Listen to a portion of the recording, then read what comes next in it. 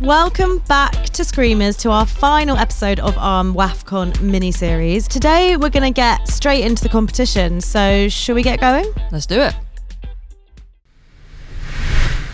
It has been a year of surprises, disappointments, unknowns, but ultimately it's happening now. WAFCON is happening, and I think it's safe to say that we are all buzzing. Yeah, I can't wait. I'm gutted we're not going to be there. I mean, there's still time to jump on the last minute flight if you want. Cheeky trip to Casablanca. We are only recording this at the end of June. You've got time. So true. I feel like we've been on a buzz since March, which is when we were supposed to be getting all hyped up for WAFCON. I mean, it is crazy because we were getting hyped up in March, and then for context, people who don't know, the tournament was postponed just 12 days before it was supposed to kick off. For those who don't remember, teams were already in training camps for WAFCON when that decision was actually decided. And also it was initially leaked in a French newspaper, and then it wasn't officially announced for quite a few days after that. Yeah, we kept refreshing every news source we could find. And then there was a source in the South African Football Federation went on record saying, well, we can host it if Morocco can't. And then the head of the CAF was like, well, no, it's still in Morocco. What's happening? And the reason was, I remember us being extremely disappointed around it because it was basically postponed because Morocco, the Federation Morocco basically also had an invitational men's tournament running, and they felt they couldn't do both. Yeah. Even though WAFCON had been obviously planned for a long time. It's a massive tournament because there's World Cup places up for grabs, which we'll get to in a second. But this was just some sort of random men's invitational tournament. Yeah, I mean, Morocco is really going all out and hosting things because they also have been hosting all of the Youth World Cups. They'd hosted, now I have to not call it men's WAFCON, which is what I always call it. I love that. You know what? Fine. Like, we're going to reclaim it. They'd hosted men's WAFCON. And yeah, this invitational tournament, and they're really sort of, I guess, in the build up to the men's World Cup, that they're going to be sort of sharing hosting with Spain and Portugal. Yeah. Yeah, it was a little bit like, well, no, you knew this one was happening, guys.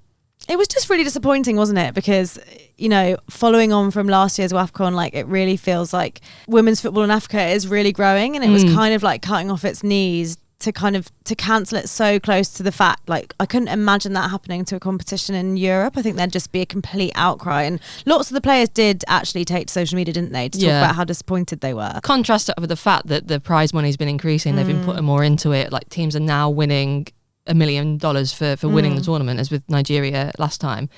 And then on the flip side, you have less than 2 weeks to go to a tournament. We're just going to cancel it. Yeah. Those two things can't exist at the same time, and have you still say that we are supporting the growth of women's football. It feels kind of counterintuitive. It really does. And I think it being so shrouded in secrecy and the lack of communication was probably the worst thing about 100%, it. 100%. Like, you would never see that for a men's... I mean, you would never see that type of cancellation anyway, but for a men's tournament, you'd never see, like you say, like this kind of weird subterfuge. Yeah. I think Desiree Ellis, the South African coach, actually went on record and saying, CAF, would you do this for a men's game? Really? Yeah. I think the players knew that they were being treated in a different way. And I was looking back and it was wild. I don't know how we missed it at the time, that Ghana had been in the UAE preparing on their training camp, and they got stuck there because of all the travel restrictions that appeared in March. Like, it's absolutely insane. Yeah. Insane. But it's happening now. It's happening now, and it's a massive tournament. So for the first time, there's going to be 16 teams. So it's expanded from 12, which is huge. Yeah. This is really exciting, but also it's kind of a crazy way that this happened, because they decided, or they announced it was going to be 16 teams midway through the preliminaries. And so obviously the 12 teams qualified, or I think it was 11 sides had already booked their place. And then for the extra 4 teams, they just basically used the FIFA rankings for the best of the rest to decide the 4 extra teams to be in it. So no extra qualification round. I had no idea. Which is really tough for the sides who kind of thought they might be in for a chance if they could play another qualification round. But it was no. So it was just Cameroon, Ivory Coast, Mali and Egypt were just picked off their FIFA ranking for being the best of the rest qualifiers. That is... That is wild. Especially given what the FIFA rankings often look like. Yeah, they're very, say, unmoored from reality often, aren't they? Because Nigeria are 36th in the FIFA rankings. And you think, That's crazy. Anytime there's a World Cup, nobody wants to come up against Nigeria. Yeah. But yeah, 36th in the world, sure, whatever. So 16 teams and then 4 World Cup places up for grabs. Every semi-finalist will get automatic qualification to the World Cup, which is like, I think that was the Asian Cup. Followed a similar route, didn't it? Yes. And then the losing quarterfinalists will have a playoff for 2 spots at an Interconfederation qualifier. So potentially we could have 6 teams from Africa in the World Cup next summer. I would love that. That's really, really cool. Should we say who they're going to be?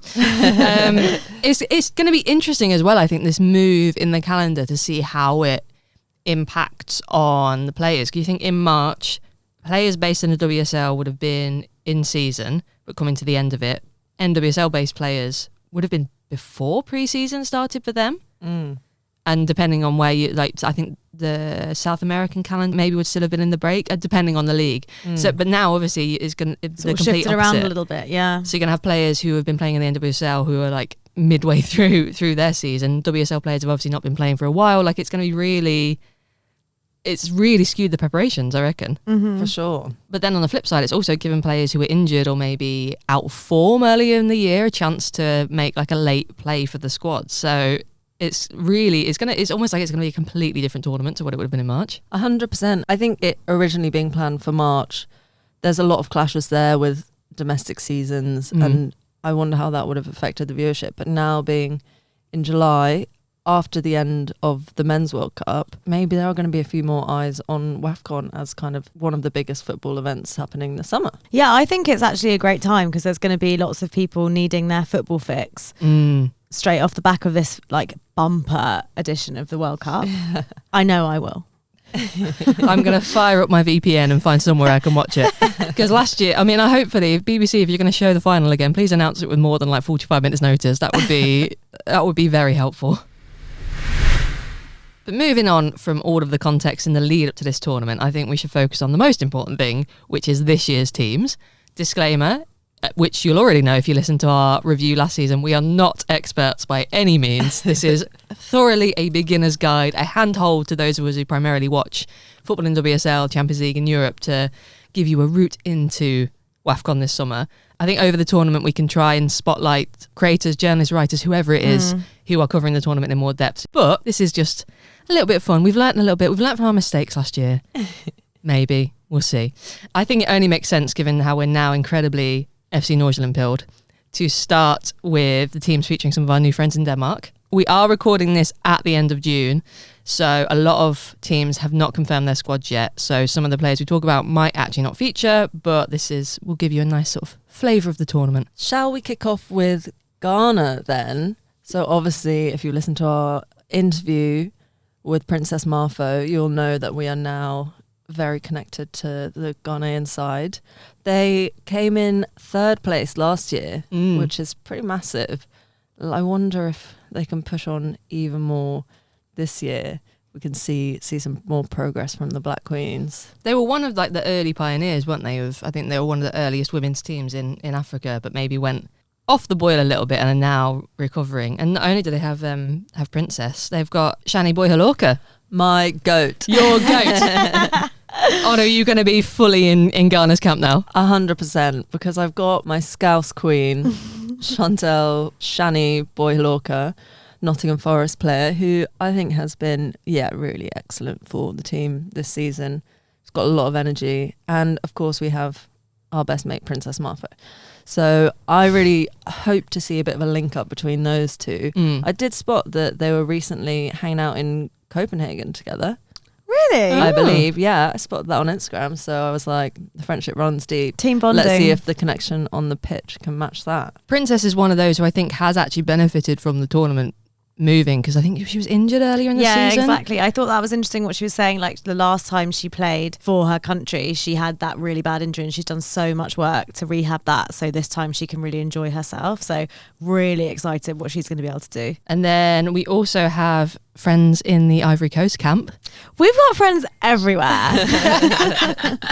Obviously, Sery Grace Ruth, who we also interviewed at FCN, this will be her first major tournament with the senior squad, and along with her will be Safi from FCN as well. And of course another Right to Dream graduate who is currently at Brown University, who we spoke about last week, Nadia Mete, who is also going to be joining Sery and Safi.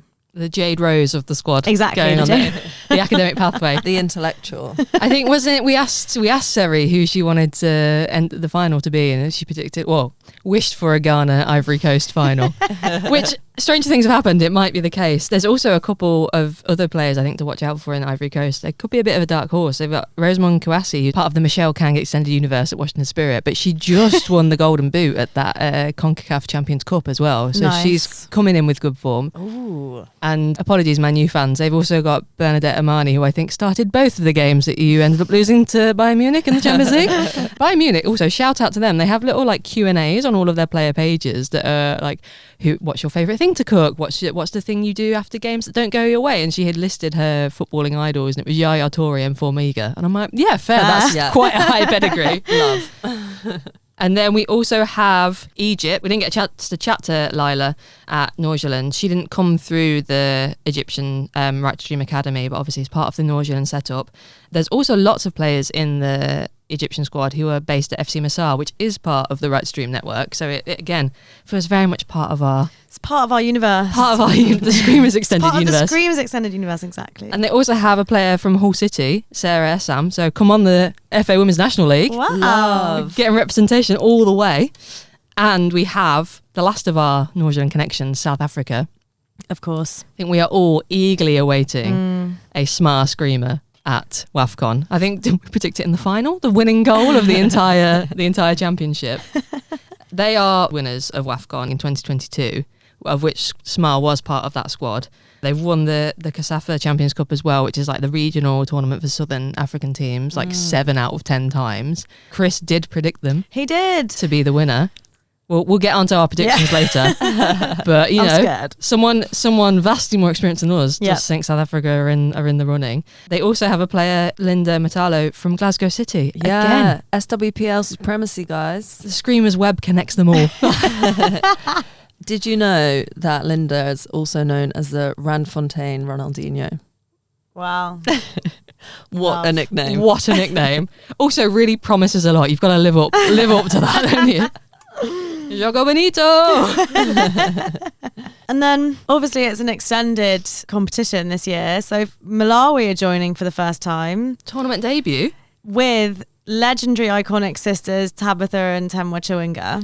Do you remember last year when we were shocked that Barbara Banda had never played in WAFCON because it seemed so out of the blue? The fact that the Chewinga sisters have not been in WAFCON feels... I feel like they've been dominating in the US, they've been dominating in Europe, but yeah, we've never seen them at WAFCON. Did you see Temwa's contract extension post for the KCE Current? Yes. They were teasing it, and a lot of people thought they were going to announce the signing of Sam Kerr, and then they'd taken Temwa to like a goat farm. There's loads of photos of her just holding baby goats. I love that you've fully lent in on this. It's really funny. Just so many BTS shots of her just standing there holding one, and all these goats just sort of wandering around causing absolute havoc with the shoe. I mean, she is honestly of GOAT status in the NWSL. Yeah, she is. She has been a standout player in that league for a couple of years now. And despite being injured, it's a bit like Bunny, she's still had huge impact in the seasons that she's had to miss such a lot of. Yeah, to be Golden Boot and MVP and in the, what do they call it, Best 11, two seasons running. Yeah. Damn. I mean, there might be tournament debutants, but you look at that, those two leading the line. We've not even talked about Tabitha.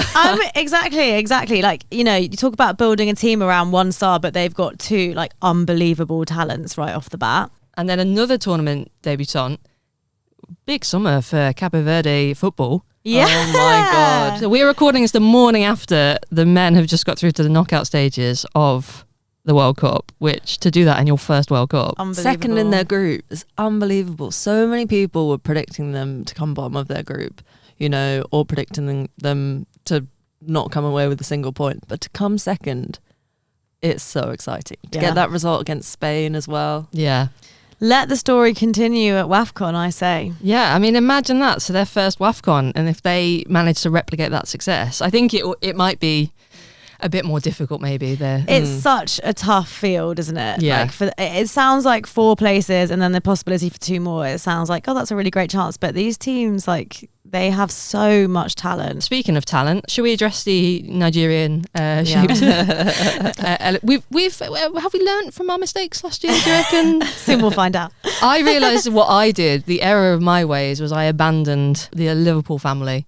Right. I overlooked the fact that Rinsola Babajide was one of your own. One of my own.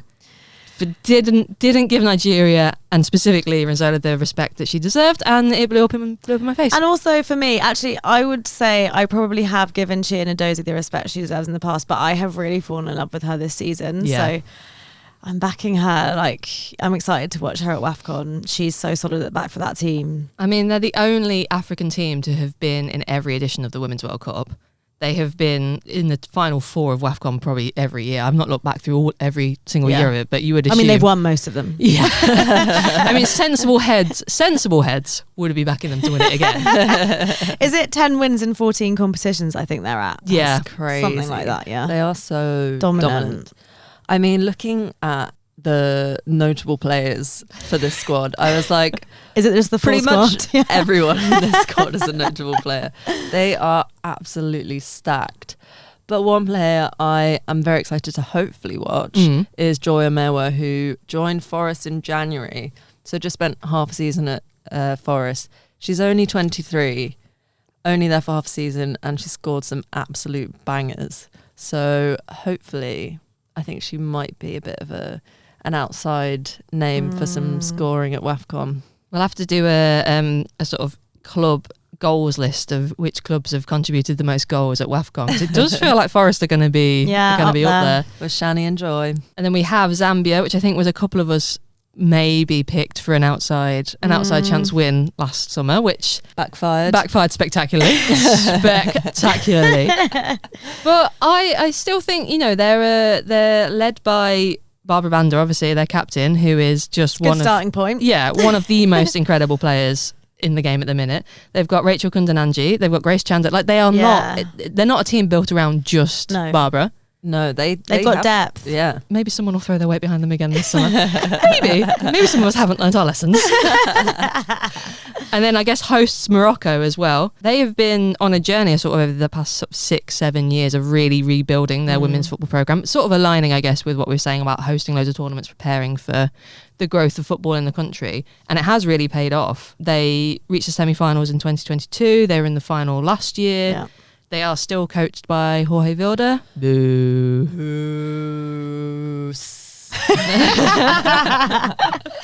But apart from that... seriously, boo hiss, but the team themselves, I mean, you've still got... I don't know how old Ghislaine Chebak is, but she's still doing it. She's going. Yeah. And she was the Golden Boot winner last. And the time before. Damn. All these young'uns, you need to step up your game.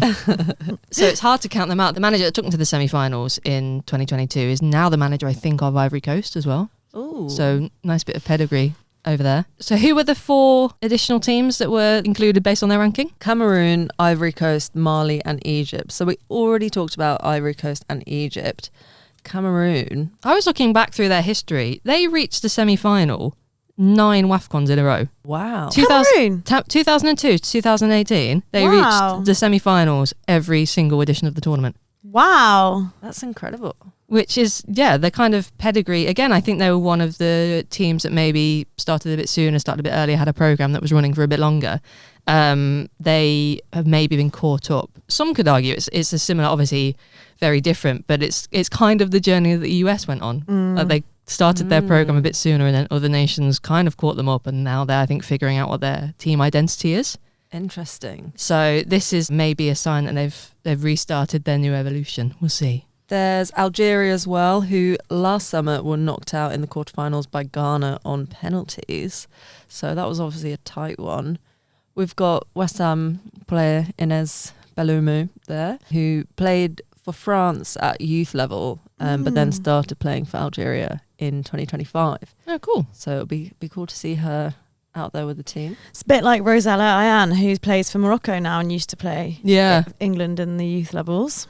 And then we also have Kenya, who are in the tournament. They are ranked 128th in the world, I discovered when I was going through the FIFA website. They out of how many? Oh, God, no. I guess every country in the world. I don't even know how many countries there are in the world.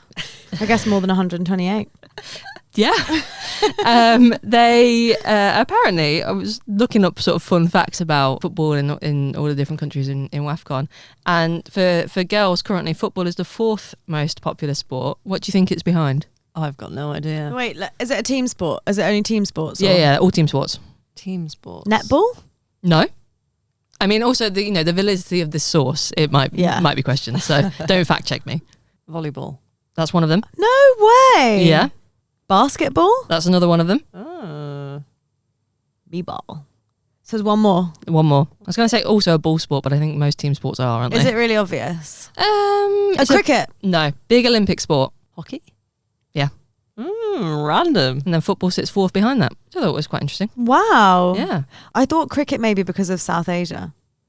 Oh, that's a good point. Yeah. And Tanzania, we chatted a lot about them in last summer's preview because it was only their second time in the tournament. Again, because they'd been on a massive rebuild, starting from like the youth progressing through.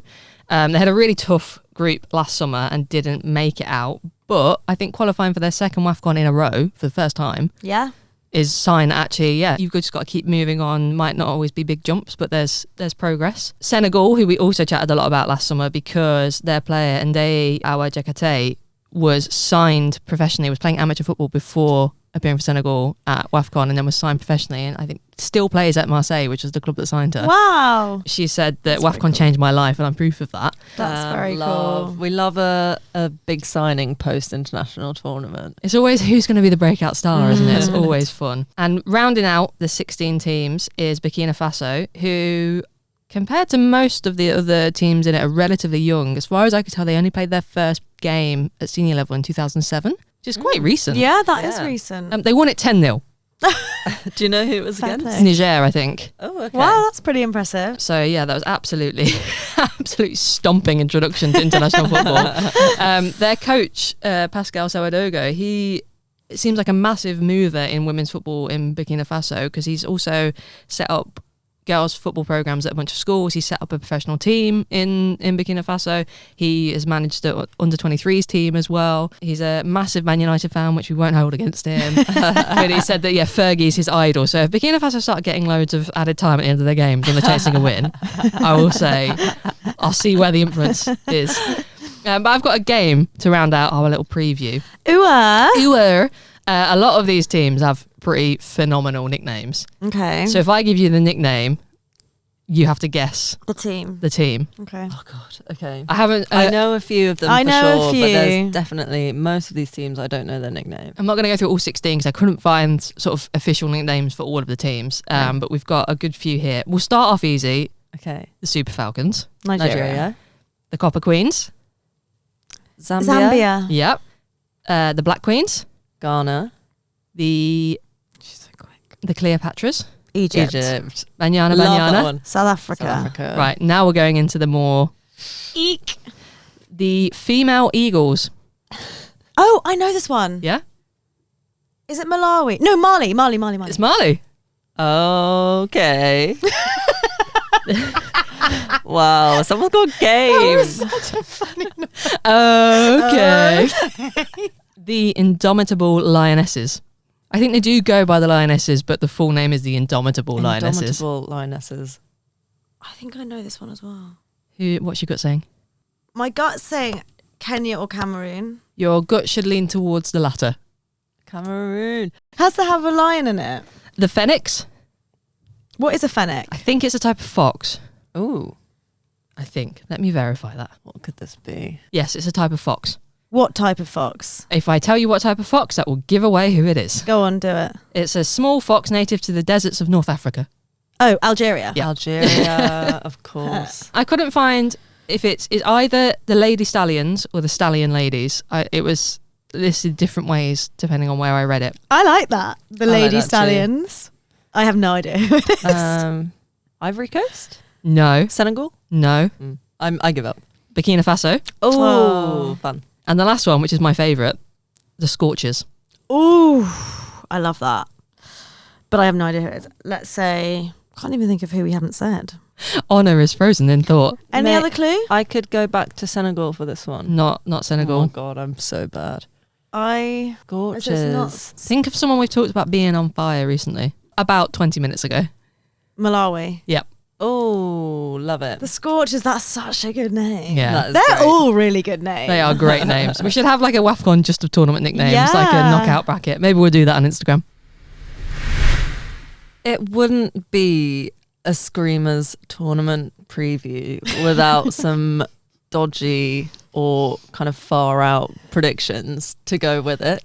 So, shall we kick off with each of our predictions for the final and ultimately the winner of the tournament? None of us want to go first. Yeah. Shall I go first? I've Yeah. got a bit of context around the final. Go for it. I was looking at some permutations a bit. Right. And if Ghana and Nigeria both win their groups, they'll be opposite sides of the bracket. So they could end up in the final together. Right. If South Africa and Nigeria both win their groups, they can meet in the semi-final, which would be a big one. And if Morocco and Ghana both win their groups, they could also meet in the semi-final. Ooh. So that's who I'm kind of thinking could be the top four a bit. And then it's just, I guess, whether you back Nigeria over South Africa and then Ghana or Morocco. I think it's really tough because obviously, as we've seen last year with Morocco progressing to the final, they are a really good team. Obviously, it's a home tournament as well. But I would absolutely kill to see a Ghana-Nigeria final. That would be fantastic. So True fun. rivalry. Yeah. And who comes out on top for that? I gotta say Nigeria, guys. I've learned my lesson. And doing this research and looking at their squad, I'm like, yeah. I didn't go down the fully figuring out the permutations of the bracket. You are much better at that than I am. But I think the final will be South Africa versus Nigeria.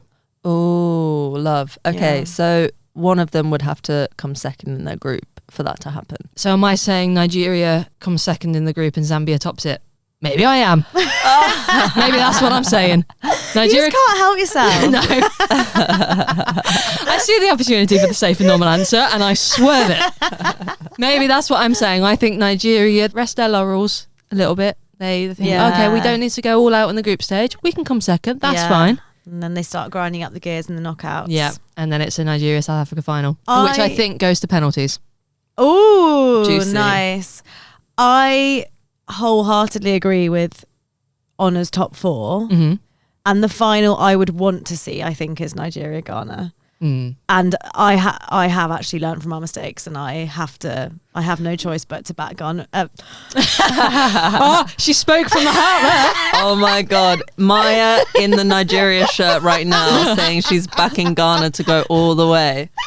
Okay. The worst betrayal of all, to wear the kit and say you are backing the other team. No, Nigeria to win WAFCON. This is making it. If you cut this out the edit, we will know. And who will be in the final with Nigeria, do you think? You want Ghana, Nigeria? I want Ghana, but I actually wonder if it'll be Morocco. Like, they got there last year. It's a home tournament. Really strong defensively as well. Yeah, exactly. Well-organised team. I just wonder. Fair.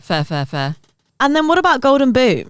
I have a romantic football answer Oh, I love that. in that. Romance us. What's new?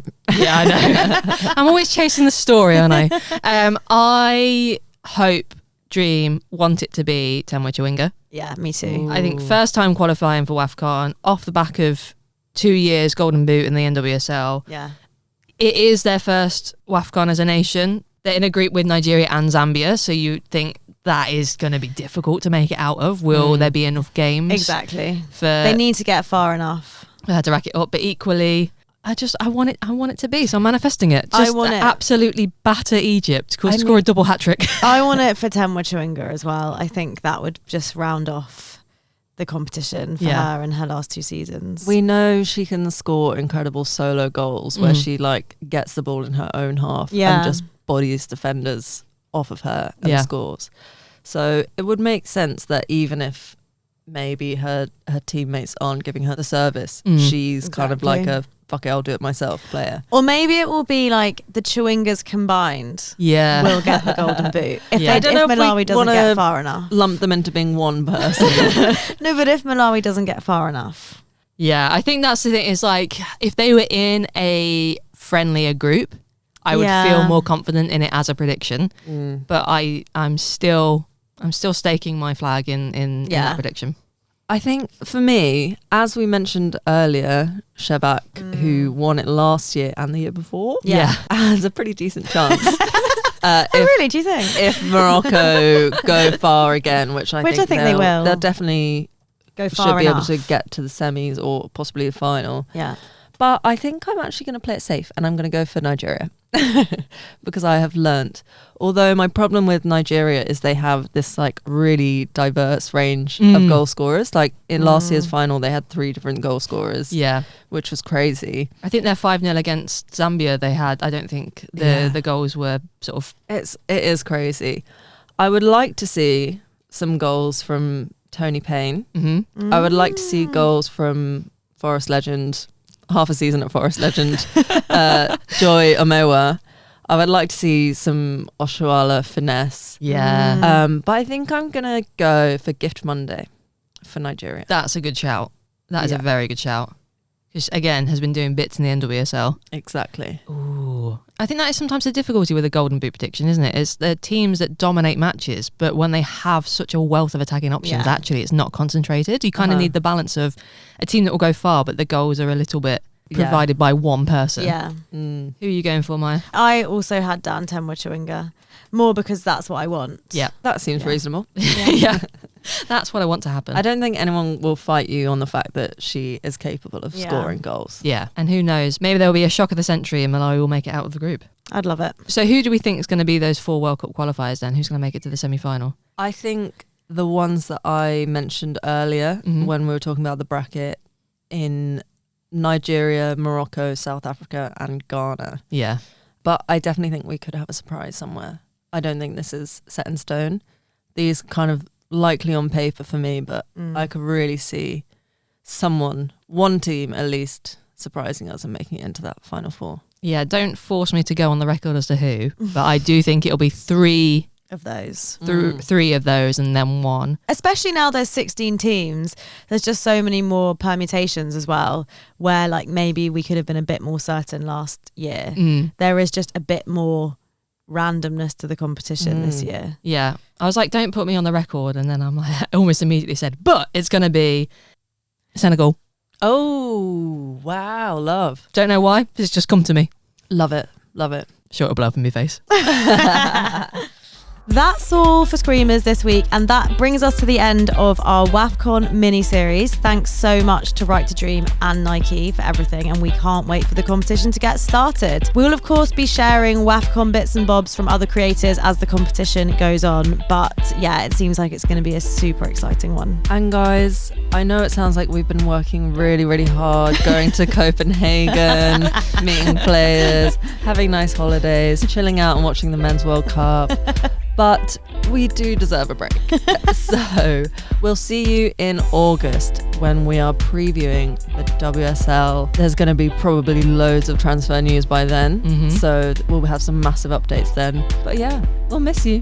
We'll miss you, but you can still keep up with us. If you don't already, you can follow us across social at @screamers_pod. Or if you want to drop us an email about things you've liked from the past season, things you want us to talk more about next season, stories you want to share, whatever it is, you can also drop us an email at screamerspod@gmail.com. And please do follow, rate and review us wherever you're listening right now so we can reach more women's football fans ahead of the next season. Worldwide. Bye. Bye.